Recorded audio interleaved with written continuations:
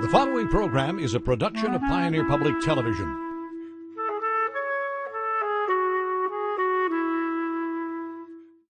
Major support for Compass is provided by the ongoing support of the Leo P. Flynn Estate of Millbank, South Dakota. Additional support is provided by the Southwest Minnesota Private Industry Council, promoting Southwest Minnesota as a place rich with opportunity. Come for the jobs, stay for the lifestyle. More information at swmnpic.org.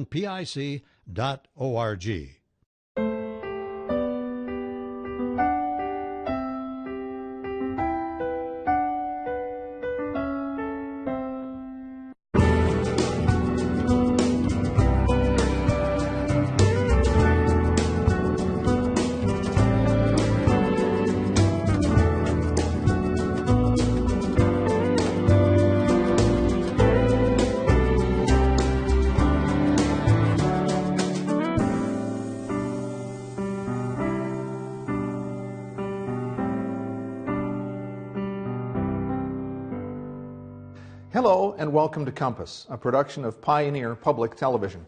I'm Les Heen, your host for Compass, and this is a weekly discussion of public policy and important issues facing our viewing area.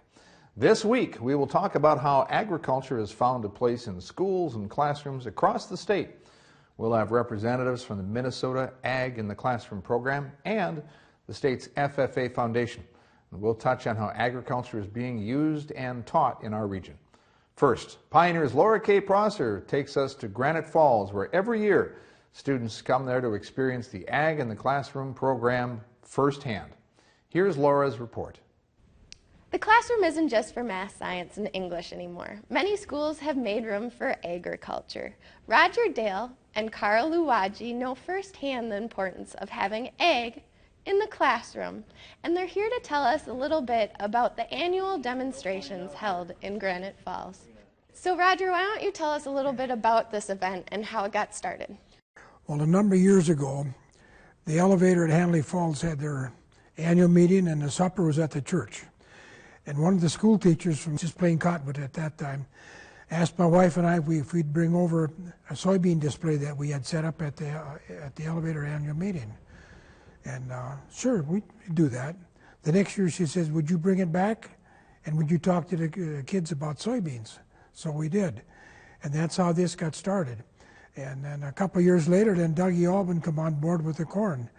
And so we used to go to all the schools in the area. It's been growing ever since. So why is it so important, gentlemen, either of you can answer this, to have such an educational event for school kids? Probably for me the biggest thing is like a lot of these kids live in small towns and rural areas and they are not necessarily know what's right out their back door. Well, agriculture is 2 and 3 generations removed from the families.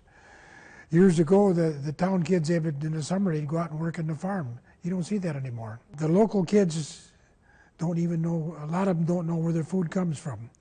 It comes from the rural area, from the farm. And the farmers get a bad rap a lot of times on environmental issues.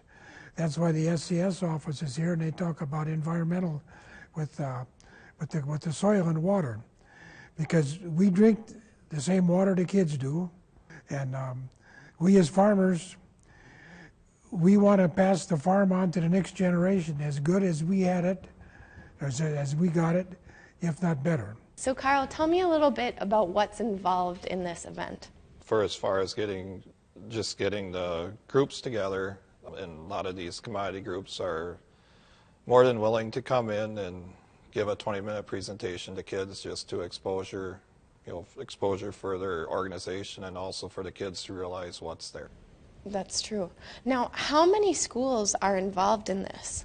There's 11 schools. 11 schools. This year. And we have about 350 students this year. Plus homeschoolers. So what topics are covered? Well, we started with soybeans and then corn come on board. Well, now we got 9 different stations we have. We've got farm safety and turkeys, dairy, beef, REC, pigs. Obviously soybeans and corn.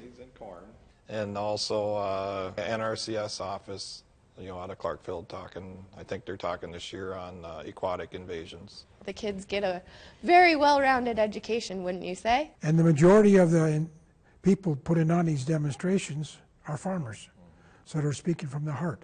Well, and that's how this whole thing started, it was a bunch of farmers wanting to educate their children. True. Gentlemen, thank you so much for being here. That's it for us in Granite Falls. I'm Pioneer's Laura K. Prosser. Back to Les in the studio.